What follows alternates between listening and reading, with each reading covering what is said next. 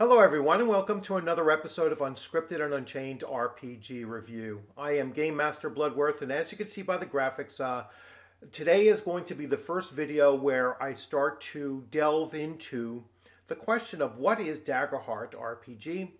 And of course I am going to be taking a look at that question through the eyes or through the lens of an OSR game master. So this is completely from my point of view as an OSR game master, and you are also, welcome to agree, disagree, counterpoint, put in whatever you wish to in the comments section as I am going through this. I will be doing commentary as I'm reading through the portion of the introduction that I'm going to cover in this part one. So I know I've had some feedback where people say they actually like it when I do break down the various parts and comment along the way rather than just reading through the document straight.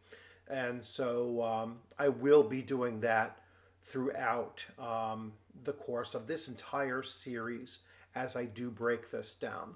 So let's go right into the PDF. It is a 377-page PDF. So it is really quite extensive so far, which gives me some indication that they're probably a lot farther along than some of us might have expected. And it also gives me an indication that they've been probably working on this for quite some time.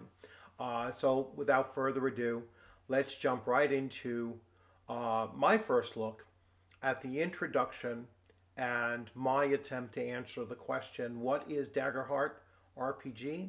And once again, through my perspective as an OSR GM.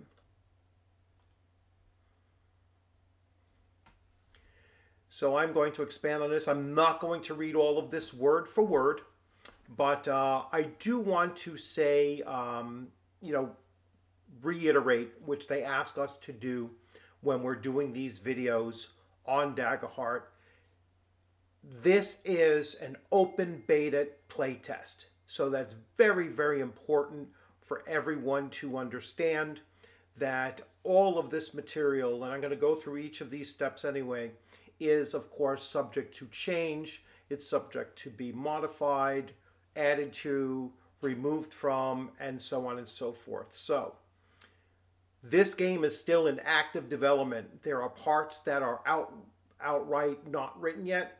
There are sections that are only partially written and will continue to expand. All right, that pretty much gives you that idea.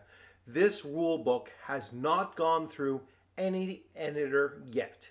All right, so as I'm going through things here and reading off certain sections, there may be typos, there may be grammatical errors, and there may be, other things that an editor would normally attempt to pick up.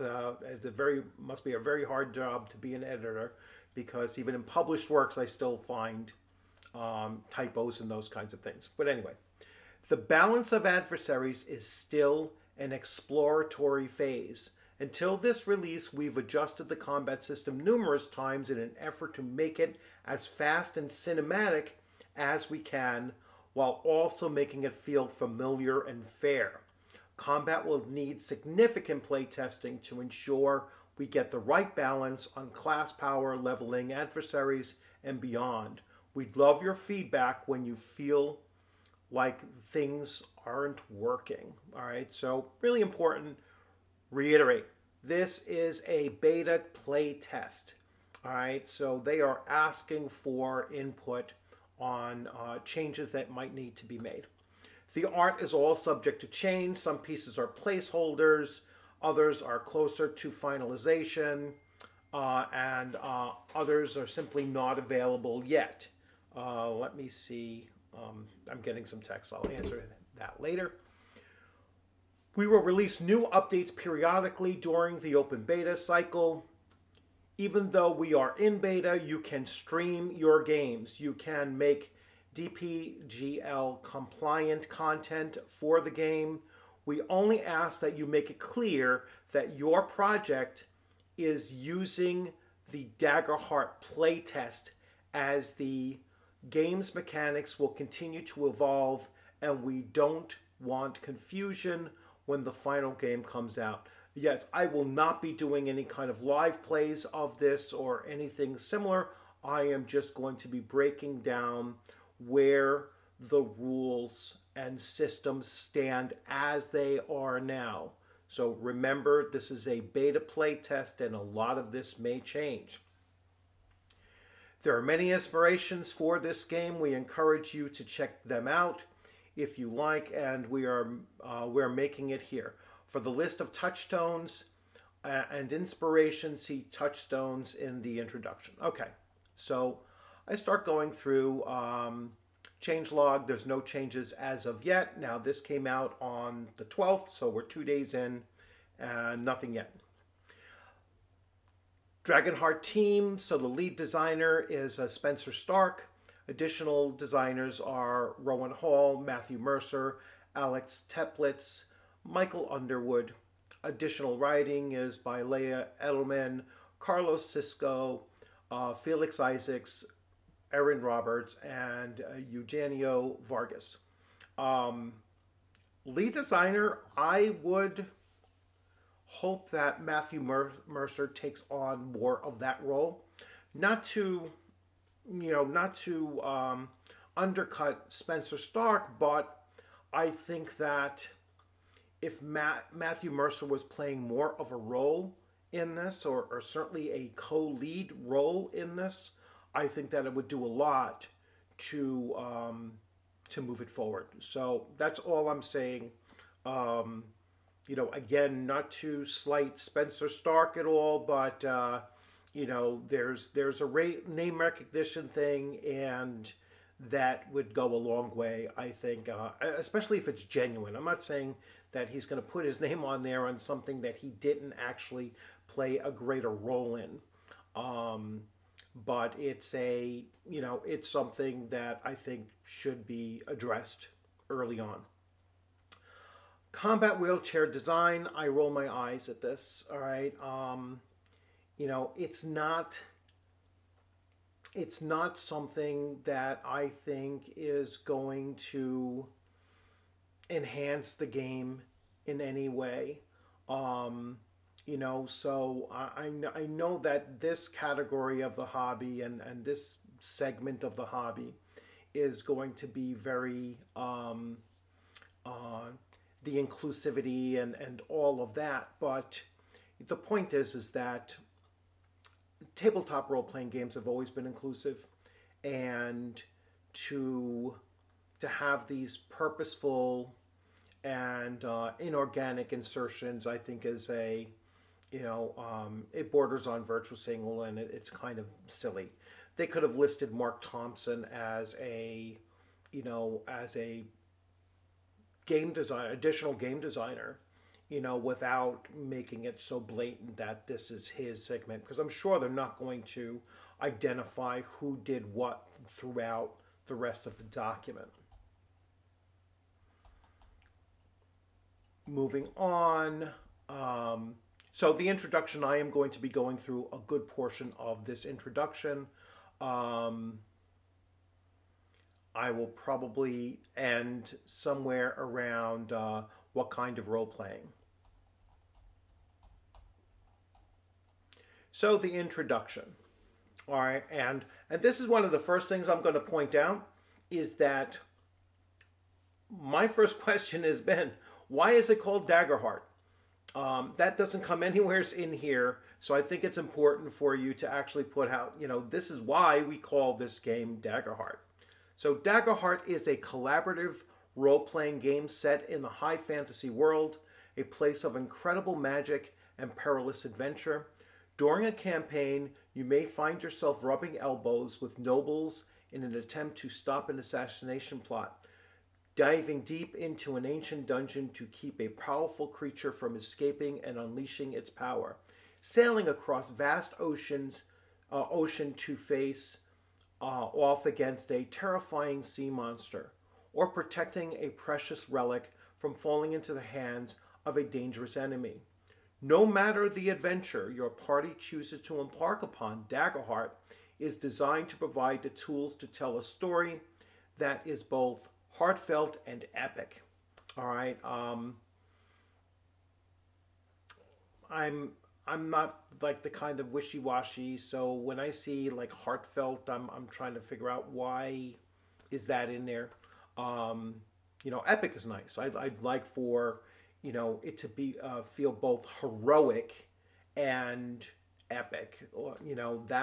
And I don't think that there's both the same word being used. So what is a tabletop role-playing game? I looked through this and I just wanted to see if anything really stood out that's remarkably different from a general sense of the term. So I will read through this. So a tabletop role-playing game, or TTRPG, is an interactive storytelling experience where players take on the role of characters within a shared world and collaborate to tell a story about those characters. I would replace the word story with experience here. So it is an interactive experience where the players take on the roles of characters within a shared world and they collaborate through their characters in that experience. All right. When I hear the word story, sometimes I think story falls into a past content. All right. So a story is yes, a story evolves, but that's experience. So it becomes a story after the fact, when they're retelling what occurred. That's a story to me. Or a story is something that is very railroady. It's predetermined. And neither of those are in the context of what role-playing is. Role-playing is in the now. It's in the moment. It's in the experience that is being at the time. So, when you talk about a narrative storytelling RPG, it carries with it a negative connotation to it. Again, just pointing that out, that it is oftentimes looked at as a negative, and for many it sounds like railroading is the course, or game rules are discarded. Even though this is meant to be rules light, game rules are discarded for the purpose of telling the story that that you will want to tell, and that's not what a game is. All right, so to call this a role-playing game, you need that possibility of a fail condition. And that's where the dice comes in. All right, so Daggerheart is meant to be played by 3 to 6 players, with one of those taking on the role known as the Game Master. The player helps to facilitate action amongst the rest of the group, known as the player characters, PCs, who are each responsible for playing a single character during the game. The Game Master is responsible for taking on some of the responsibilities not covered by the role of the player character. They may introduce complications or consequences to the narrative, embody any characters not inhabited by the other players, who are known as non-player characters, and help the story progress through a session. Again, help the experience progress. I don't like using story in that context. Like many role-playing games, Daggerheart uses dice to determine the outcome of some uncertain events, provide an element of unpredictability to the choices you make, and I would add consequences. All right. Even so, the game also aims to embrace player agency and imagination, the type of character a player chooses to play, and the decisions they make about their background and experiences will make their odds better or worse on those dice rolls. What kind of role-playing game is Daggerheart? Daggerheart is a heroic, narrative-focused experience with combat as a prominent aspect of play, facilitating emotionally engaging, player-driven campaigns that are punctuated by exciting battles and harrowing challenges. I mean, so far I like some of the words. Again, I don't know what emotionally engaging, like what is the meaning behind that. um, do you want tension as an emotion? Do you want suspense? Do you want fear? Do you want hesitation? Do what emotional engagement is the game really shooting for?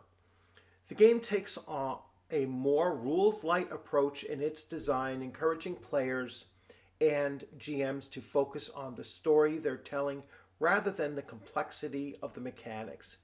It asks them to act in good faith with one another to tell the best story they can, and looks to provide structure when it's unclear how things might resolve within the story. The system has a free-flowing approach to combat to avoid stopping down the game into rounds, and it doesn't rely on grid-based movement for maps and minis. This is all purposeful in creating a game that utilizes the kind of terrain and map building that miniature-based games are known for, while making Daggerheart streamlined, approachable, and focused on delivering a great narrative experience at the table. Those who prefer highly strategic, rules-heavy experiences with more of a heritage from war games may find Daggerheart doesn't have all the crunchy bits they're used to. Those who come from very rules-light gameplay may find some mechanics engage in areas where they're used to be more free-form approach. That's okay. You should always play the types of games that make you and your table happy. That said, if you're looking to tell heroic fantasy stories with a modern approach to the mechanics that focuses on both epic battles and emotional narrative of the characters who fight in them, you've come to the right place.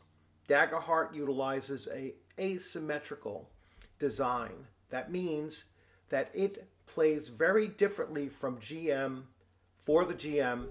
than it does for the players. Many TTRPGs have some asymmetry, with players each controlling one PC while the GM plays everyone else. But Daggerheart's asymmetry goes deeper. Players roll 2d12 duality dice for their PC's standard actions, including their attacks. At the same time, the GM makes moves without rolling for most actions, but rolls a d20 when making attacks for adversaries. Each PC gains hope when the roll with hope, while the GM gains fear when any PC rolls with fear. PCs and adversaries both have mechanics called experiences, but they are used in different ways at different times. This asymmetrical design is intended to help all participants more effectively contribute to creating a memorable experience together at the table. That's what should have been used the whole time, right? A memorable experience. That's what you're looking to produce. Not a story, not a narrative, a memorable experience. The story and narrative happens, the story happens after the fact. You've now gone through an experience and you have a story to tell. A narrative is really just a setup to get the whole thing rolling.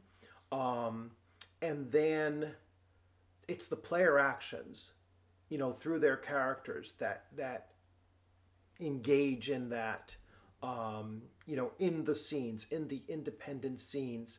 And then, as they move forward, those scenes become linked through, you know, their course of action and everything. So it will organically make sense as it unfolds, right? And then they have a story to tell. They have a memorable experience to talk about. So, you know, again, I don't want to harp too much on it, but using memorable experience, I think, is much better than telling a story and using it in that context. Touchstones. So, I like what they did here. All right, so they talk about a number of games, and there's, you know, 13th Age, Apocalypse World, Blades in the Dark, City of the Mist, Cortex Prime, Cypher System, Dishonored, Dungeons and Dragons, Flea Mortals, For the Queen, Genesis, Lady Blackbird, Masks: A Generation, Pathfinder, Shadowrun, The Quiet Year, Wild Sea, Slug Blaster. I don't see. I don't see enough of a delve into some other game systems that are, you know, really super popular, and you know there's you know, I don't know why they're not referencing some of those as well. Um, you know, there's the One Ring. There's you know, I mean, since they're going to go into the books that they're looking at, you would think that most of these books that they're talking about have, you know, games dedicated to them. The Song of Ice and Fire has, you know, it's not just a book series, it's a game series that you can check out. The Lord of the Rings obviously has a number of tabletop role-playing games.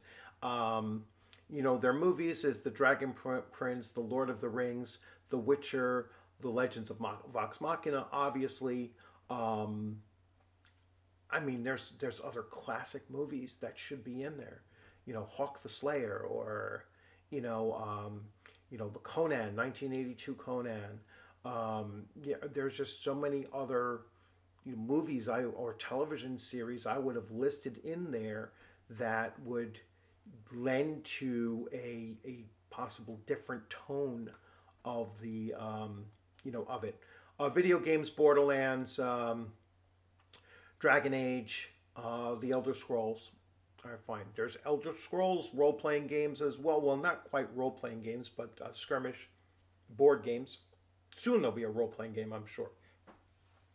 Special appreciation for the Genesis system. I like what they did here, right? So here they actually tell you where they got some of the game mechanic ideas from. And so that I think is very informative, so that you can actually see where certain things come from. So the Genesis system was a major inspiration for the two-axis results of the duality dice. Among many other things, Dungeons & Dragons Advantage and Disadvantage system was particularly inspirational in the dice mechanics. 13 Age backgrounds heavily inspired the experience mechanic. Blades in the Dark and Apocalypse World helped shape the narrative game flow, and their playbooks inspired a lot of the character sheet development.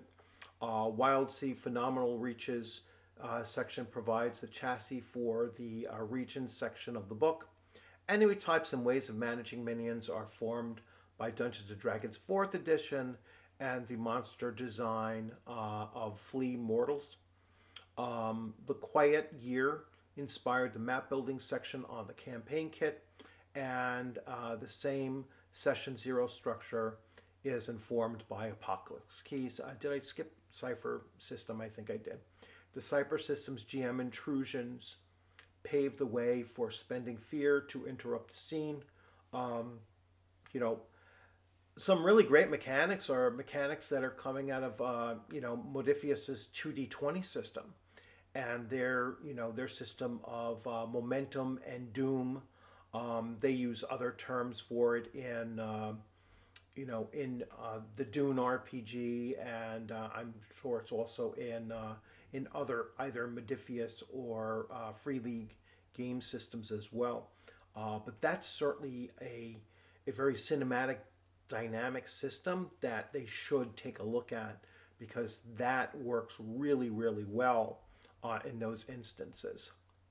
So I think I'm going to save the heart of the game for the next video, and kind of leave this one freestanding at the time, especially since we're pushing around the 25 to 30 minute mark as well, and I want to keep these kind of short bites of information and observations. So I hope you enjoyed this video. As always, if you wish to agree, disagree, you're welcome to do so in the comment section. I actually look forward to both types, and I had some pushback even talking about Daggerheart, and I address that is that when you have a new game system that's in even in open beta and play testing, that a lot of the people in the hobby are going to take a look at it. As a content creator and as someone who plays multiple systems, all right, it shouldn't be surprising that I'm going to take a look at this, and not just because of Critical Role's relationship, which seems to be a previous relationship with Wizards of the Coast and Dungeons and Dragons 5th edition, but and how that might impact that whole dynamic.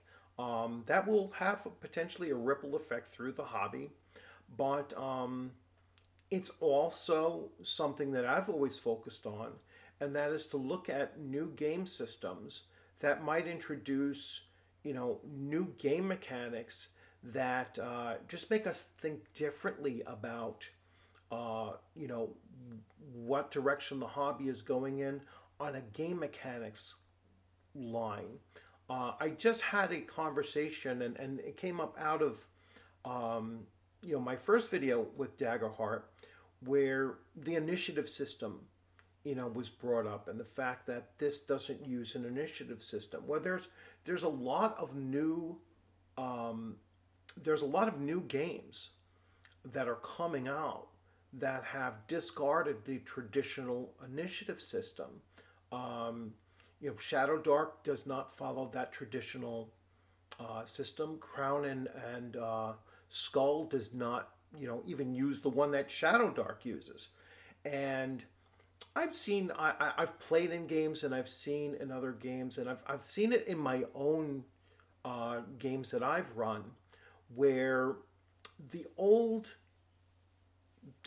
use of the initiative system, whether it was a D6 or the D10, the roll for the entire side or individual or whatever, when you're looking down at the situation as it's going, the combat situation, let's say, as it's going, it doesn't make sense when you see the location of different different characters, and the direction in which the event is unfolding, coming from different directions or whatnot, why the player way down over here, far from the action actually taking place and unfolding, is just because he or she rolled a high initiative roll, just because he or she has a bow and arrow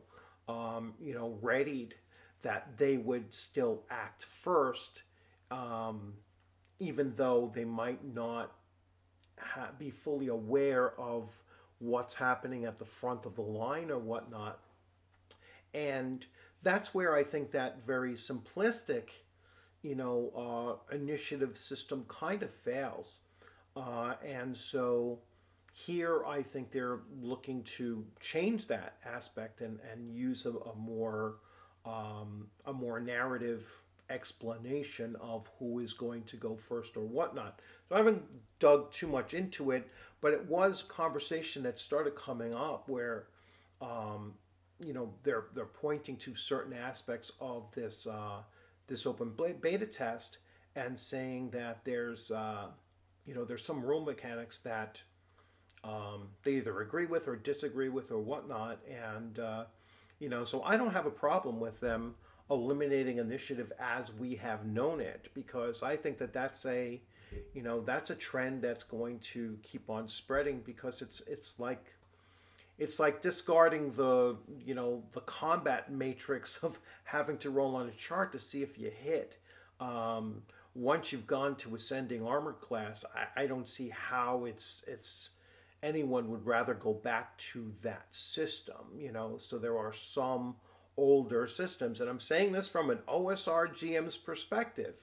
There are some rules mechanics from the past that are mechanical in nature, not not necessarily balancing issues, but mechanical in nature, that really do need a more modern, streamlined touch. And that's all that I'm saying here, is that if they can modernize and streamline, that's the key, is to streamline certain things. That's an improvement that we can all pull some ideas from, even if we aren't going to run Dragonheart straight up as it is written and whatnot, or as a standalone game system to use, but rather just pulling ideas from it. So that's why I'm so open to looking at different systems, regardless of who really puts them out there, and for the most part, and that's it basically. So yes, I am going to make videos for Dragonheart, and Daggerheart. Blah, Dragonheart's a movie. Daggerheart, and I'm going to give it to you straight from my perspective as an OSR GM. So I hope you enjoyed this video. You'll have a great rest of your day. Take care.